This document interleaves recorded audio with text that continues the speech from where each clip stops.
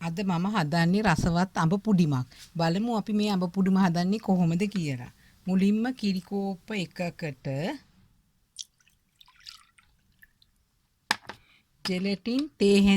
Gelatine මේස හැඳි දෙකක් මිශ්‍ර කරනවා. මේස හැඳි එකක් දැම්මා. දෙවෙනි මේස හැඳ. මේක දැන් හොඳින් මිශ්‍ර කරන්න.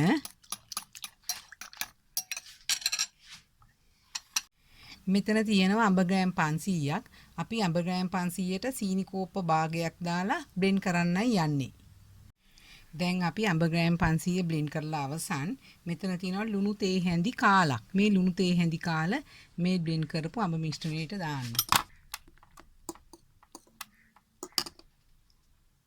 මේ තියෙන්නේ අපි අඹ පුඩින් එක දාන්න බලාපොරොත්තු වෙන තැටිය.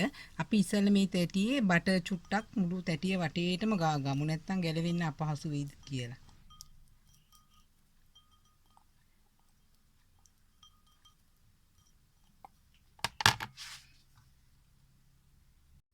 අපි දැන් ඉස්සෙල්ලාම පෑන් එක ලිපේ තියෙනවා.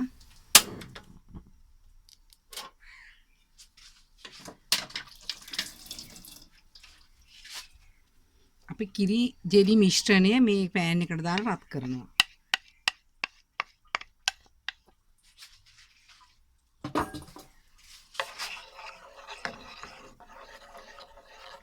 දැන් මගේ කිරි ජෙලි මිශ්‍රණය රත් වෙලා අවසන්.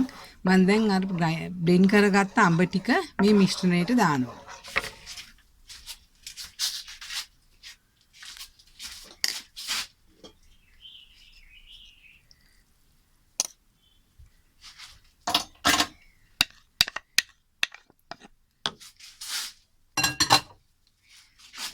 දැන් මේ මිශ්‍රණය මම රත් කරමින්ම හැඳි ගන්නවා.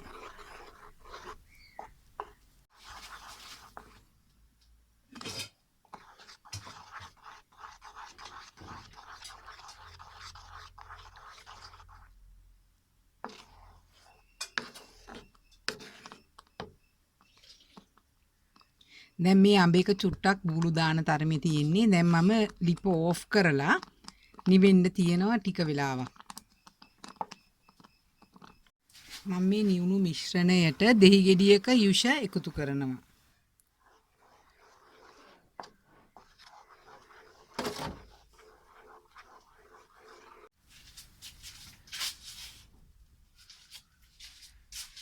මම දැන් පුඩින් මිශ්‍රණය බටර් ගාගත් තැටියට වක් කරනවා.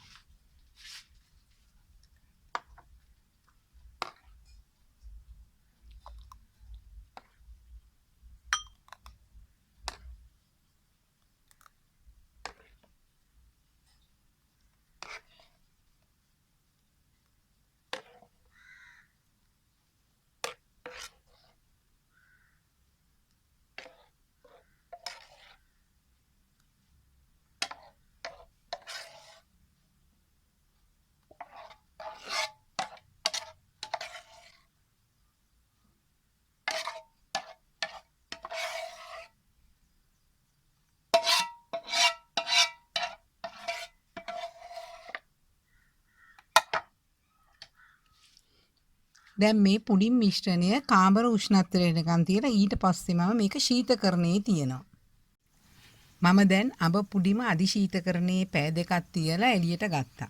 දැන් මේක අපිට එකපාර අනිත් පැත්ත හැරෙව්වට ගැලවෙන්නේ. දැන් අපි කරන්නේ මේ පැත්තට චූට්ටක් මේක හරවන්න. ඒතර මේ කෑල්ල පොඩ්ඩක් මෙහාට වෙනවා. ආයි මේ පැත්තට චුට්ටක් හරවන්න. ආයි මේ පැත්තට චුට්ටක් හරවන්න. ඒතර මේ පැත්තේ තියෙන පුඩින් ටික මෙහෙට එනවා. මෙහෙම හරවන්න. මේ විදිහට හරවන්න. මෙහෙම හරවලා තමයි අපි අනිත් පැත්ත හරවන්නේ. දැන් අපි අනිත් පැත්ත හරවන්න යන්නේ පුඩින් එක. නැත්තම් මේක එකපාර ගැලවෙන්නේ කැඩිලායි පුඩින් එක එන්නේ.